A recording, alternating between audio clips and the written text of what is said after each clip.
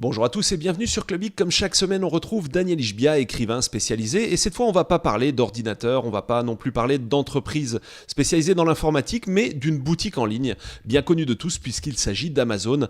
Alors Daniel, première question, j'ai envie de te dire comment tout a commencé avec Amazon, d'après toi? Donc, c'est un ancien trader de Wall Street, Jeff Bezos, qui a décidé de créer la première librairie en ligne parce que en 95, c'est l'euphorie. Tout le monde se dit Internet va exploser, il faut qu'on y soit. Et Jeff Bezos veut en être. Donc, il achète un premier entrepôt et puis il commence à mettre en place un site de vente en ligne de livres au départ, uniquement de livres. D'accord. Et donc là, il y a beaucoup de concurrents sur le secteur. Et qu'est-ce qui fait, d'après toi, que finalement, les autres vont mordre la poussière et lui va réussir à tirer son épingle du jeu? Donc, très très vite, il diversifie, il essayait de faire une boutique où on va vendre de tout. Il a deux énormes concurrents. Le premier, c'est Barnes Nobles, qui a des librairies dans toute l'Amérique. Et le second, c'est Walmart, qui est une boutique qui vend de tout, enfin, qui est l'équivalent de, je ne sais pas s'il y a un équivalent en France, peut-être de Carrefour, enfin, qui vend de tout. Ces deux sociétés vont essayer de se mettre sur Internet quand ils voient le démarrage d'Amazon. Ils vont essayer de l'écraser, ils vont pas y arriver. Pourquoi? Il a eu énormément de bonnes idées. On va résumer les principales.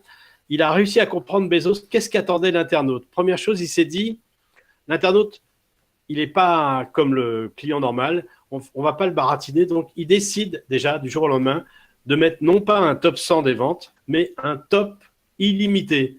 Ça veut dire qu'on peut être millionième des ventes, numéro 1, numéro 12, ça va se voir et ça change en temps réel. Toutes les heures, c'est mis à jour. Les éditeurs, quand ils voient ça au début, ils sont fous. Deuxièmement, il se rend compte que l'internaute, au début, quand il doit acheter, il lui faut une minute un petit peu. Il doit rentrer son numéro de carte bleue, il doit Mhm. remplir un formulaire. Très souvent, le gars, il abandonne l'achat avant d'arriver au bout. Donc, c'est le gros problème. Et là, il développe l'achat en un clic. C'est-à-dire que je fais un clic et mon achat est fait. Apple va reprendre le truc. C'est l'idée de génie. Troisième chose, comme il Donc veut tu enregistres vendre, ta carte bleue, voilà. exactement, comme il veut vendre moins cher que tout le monde, il propose à n'importe qui de vendre ses propres livres, ses propres disques, etc. Et c'est une idée de génie parce que là, vraiment, je veux acheter un CD de Nirvana, je peux l'acheter chez un disquaire normal, mais qui est sur Amazon. Mais je veux dire, ça peut être Sony qui le vend, ou enfin, je sais pas qui était à Maison de disque. Ou alors, ça peut être quelqu'un, un internaute qui me vend son CD, etc. La pochette est un peu abîmée, mais je l'ai beaucoup moins cher. Là aussi, ça va faire rugir les autres, les concurrents. Et comment ça La se passe? fameuse marketplace. Tout à fait. Si on regarde bien des startups qui sont nées vers l'époque de 95, il y a très, très, très peu de survivants aujourd'hui. On les compte sur les doigts de la main, véritablement. Il y a eBay, il y a Yahoo, il y a Google. Google qui est arrivé 3 ans plus tard. Il y a très, très peu de boîtes. Et puis, il y a Amazon qui a survécu. Ce qui se passe, c'est que ils ont dû affronter d'abord la crise économique de l'année 2000. Et Amazon a tenu bon envers et contre tout. Mais pendant longtemps, c'était un petit peu l'archétype de la nouvelle économie, c'est-à-dire la boîte qui a une situation en bourse extraordinaire avant la crise de 2000, mais qui ne rapporte pas d'argent, qui a des dettes tout le temps. Les analystes financiers n'arrêtent pas de se moquer d'Amazon et Bezos y tient bon. Pendant 8 ans, il va devoir affronter tous les rapports des analystes financiers, ces gars tirés à quatre épingles, les cheveux gominés, etc., qui disent Amazon c'est nul, vendez, n'achetez pas, ça vaut rien. Entre autres, un gars qui s'appelle Ravi Surya, qui à chaque fois fait des rapports au vitriol sur Amazon. Et puis, l'éclaircie va venir en 2003.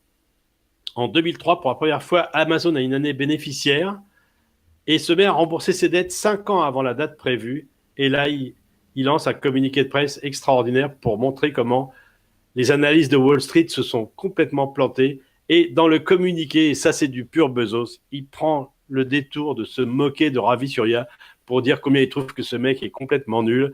Et le mec, Ravi Surya, va être tellement déconsidéré qu'il va perdre sa position à Wall Street.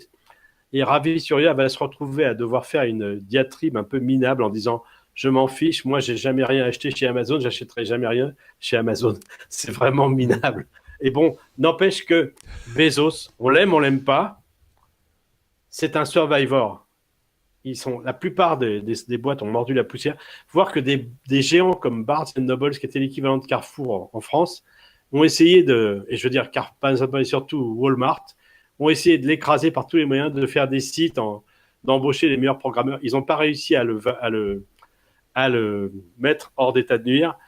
Bezos, c'est ça, c'est un survivor. Il n'est pas forcément très sympathique, il n'est pas forcément bien aimé. En 2012, Amazon a fait un séminaire pour dire comment est-ce qu'on pourrait faire pour se faire aimer des gens. Ils se sont rendus compte que c'est un peu dur, quoi. Ils disaient, on comprend pas, Apple est adoré, eBay est adoré, Virgin, et nous, on nous aime pas. Adoré pas forcément par tout le monde. Enfin, bon, sont aimés par beaucoup de gens. Et il a progressivement compris que s'il veut se faire aimer des gens, il faut peut-être un peu mieux traiter les employés. Voilà.